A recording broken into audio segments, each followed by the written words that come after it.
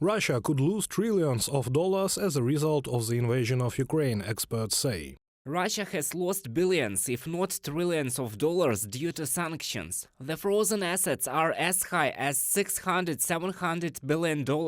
People can't even imagine how big this figure is. That is the first thing. Second, the loss of human capital is enormous. It turns out that Russia has suffered a huge loss both in terms of finances and demographics. If you add up both of these factors and the financial losses associated with them, you get trillions of dollars. To lose trillions of dollars because of a war, which in itself is not justified by anything, is simply insane. Branko Milanovic, economist, visiting presidential professor at the Graduate Center of the City University of New York, in an interview with Novaya Gazeta Europe. The middle class in Russia suffered the most from the Kremlin's actions and the resulting sanctions. Many international companies have had to downsize or close their branches and leave the country. All of this has had an impact on living standards.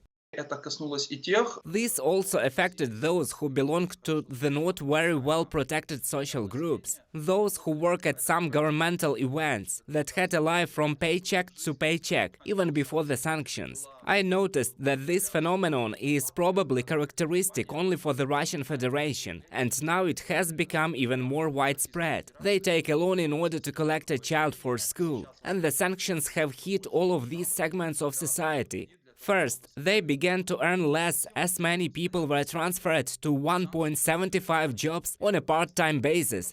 And of course, the prices of goods that were the basis of their basket of goods went up. The polls conducted by the All-Russian Public Opinion Research Center show that 1 in 3 Russians saves on the most basic necessities, food. The rate of savings on food increased among young people aged 18 to 24. Розничная торговля сильно упала. Retail has gone down a lot and consumer preferences have shifted a lot. The only product that has grown in Russia is vodka. Other product sales have decreased by 3–5%. If before they went to some supermarkets, now they go to a discounter because restrictions have taken effect, but in general it now affects the real incomes of Russians and their usual lifestyle. Medicine is another critically important sphere that suffers in Russia. The Western sanctions against the aggressor country have led to a serious shortage of medicines. In January, a special commission of the Russian Ministry of Health compiled a list of potentially deficit drugs, which included 97 drugs, among them aspirin, paracetamol, corvalol and even iodine. На сегодняшний день достаточно. Today their situation is rather complicated, because today, according to their own reports, they have minus 20% of the volume of the drug market in money terms and minus 25% of packages. That is, the accessibility of Russians to medicines is decreasing. Another problem, if we are talking about production, is of course sanctions on the fact that equipment is supplied, because much of the equipment can be dual use.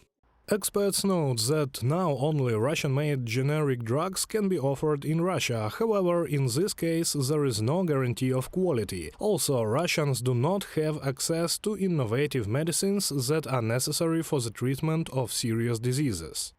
And the situation is similar in most areas. Russian media have reported that Moscow's car factories, for example, are now using technology from 20 or 30 years ago. Reported by Serhiy Kulas, Angelika Brushnevska, UATV News.